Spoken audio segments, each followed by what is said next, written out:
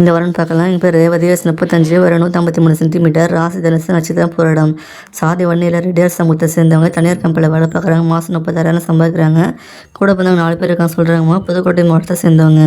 இவங்க திருமண நிலையம் பார்த்தீங்கன்னா 2ஆம் திருமணத்தை பார்த்துட்டு இருக்காங்க. என் பொண்ணுலேயே பிடிக்காம தனியாக டிவோர்ஸ் வாங்கி தனியாக வந்துருக்காங்கம்மா. இவங்களுக்கு ஆண் குழந்தைக்கு தான் சொல்கிறாங்க. வயது வரும் பார்த்தீங்கன்னா அதிகபட்சம் 5 வயசு இருக்கலாம்னு சொல்கிறாங்க.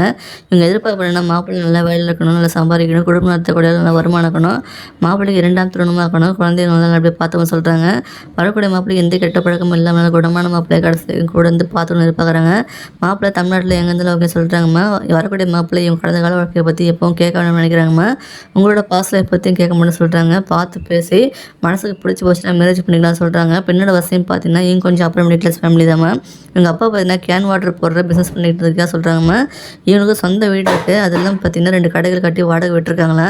இந்த பெண்ணுக்குன்னு பார்த்தீங்கன்னா ஒரு 25 பவுன் நகை சேர்த்து வச்சுக்கிதான் சொல்கிறாங்க. இவங்களும் ஒர்க் பண்ணி மாதம் 36,000 வருமானம் வந்துட்டுருக்குன்னு சொல்கிறாங்கம்மா. பெண்ணோட நலம் கருதி முகத்தை மறைச்சி போட்டிருக்கோம். இந்த வாரம் பிடிச்சிருக்குன்னா வீடியோக்கு லைக் பண்ணிவிட்டு விருப்பத்தை கமெண்ட்ல சொல்லிடுங்க.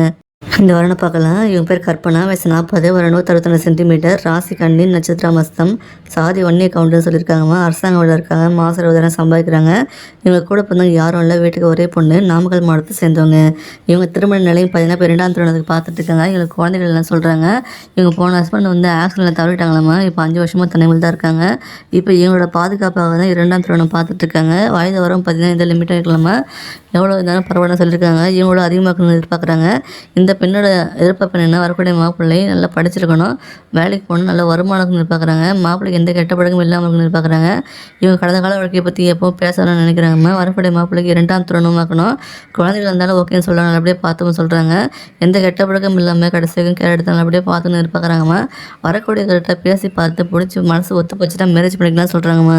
இந்த பெண்ணோட வசதியும் பார்த்தீங்கன்னா கொஞ்சம் அப்புறம் மிடில் கிளாஸ் ஃபேமிலி தான். எங்கள் அப்பா வந்து கார்பெண்டர் வேலை பார்த்துருக்காங்க, மரசாமான் செஞ்சு கொடுத்துட்ருக்காங்க, வீடுகளுக்கு கமர்ஷியல் பில்டிங், ரெசிடென்ஷியல் பில்டிங் எல்லாம் பண்ணி கொடுத்துட்ருக்காங்க.